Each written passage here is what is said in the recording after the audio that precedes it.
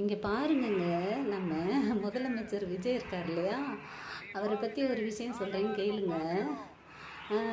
ஏன் தள்ளி தள்ளி போச்சு பாருங்களேன், அவர் பதவி ஏற்கிறனால தள்ளி தள்ளி ஏன் போச்சுன்னு பாருங்களேன். போன வாரம் திங்கக்கிழமை அவர் வருவாரா மாட்டாரா, கிட்டத்தட்ட ஒரு மாதத்துக்கு மேலேயே அவரை பற்றி தானே பேசுகிறாங்க எல்லாரும். அதேமாரி திங்கக்கிழமையிலேருந்து வருவாரா மாட்டாரா, வரும் அப்பாடா ஒரு வழியாக ஜெயிச்சிட்டாருன்னு சொன்னாங்க. அப்புறமா பதவி ஏற்கிறதுக்கு முடியுமா, அப்புறம் வேலைக்கிழமை பதவி ஏற்கிறான்னாங்க.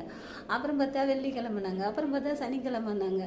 அப்படியே தள்ளி தள்ளி தள்ளி ஏன் ஞாயிற்றுக்கிழமை வந்தது தெரியுமா? அப்போ ஊர் ஃபுல்லாக ஆராதனை நடக்கும் பாருங்களேன். எங்கே பார்த்தாலும் இந்தியா வெளிநாடு எல்லா இடத்துலையும் ஞாயிற்றுக்கிழமை ஆராதனை நடக்கும்ல. அதுக்காண்டி தான் கர்த்தர் இவ்வளோ தூரம் தள்ளி தள்ளி ஞாயிற்றுக்கிழமை கொண்டு வந்திருக்கிறாரு.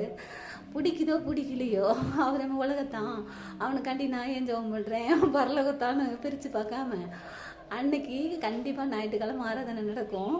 அப்போ எப்படினாலும் அவருக்காண்டி ஜெபம் பண்ணி தானே ஆகணும். அதனால தாங்க கர்த்தர் தள்ளி தள்ளி ஞாயிற்றுக்கிழமை கொண்டு வந்திருக்காரு. இதுலேருந்து என்ன தெரியுது, அவர் கர்த்தரால் நியமிக்கப்பட்டு ஆசீர்வதிக்கப்பட்டவர்னு தோணுதுங்க. அப்படியே போனால் எப்படி? நானும் ஒரு பாட்டு பாடுறேன் கேளுங்க.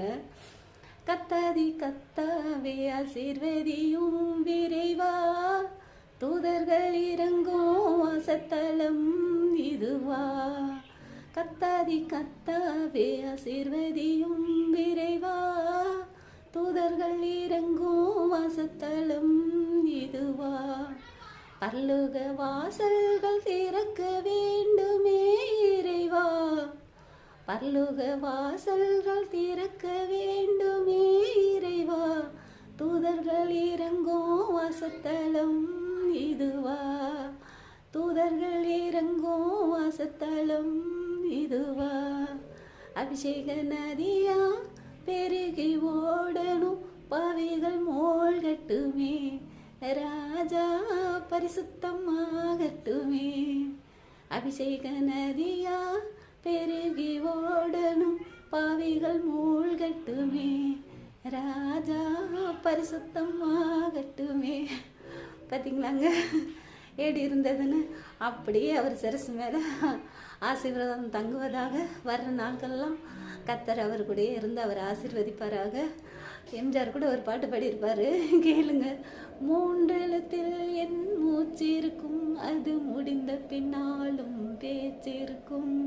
உள்ளம் என்றொரு ஊர் இருக்கும், அந்த ஊருக்குள் எனக்கு ஒரு பேர் இருக்கும்.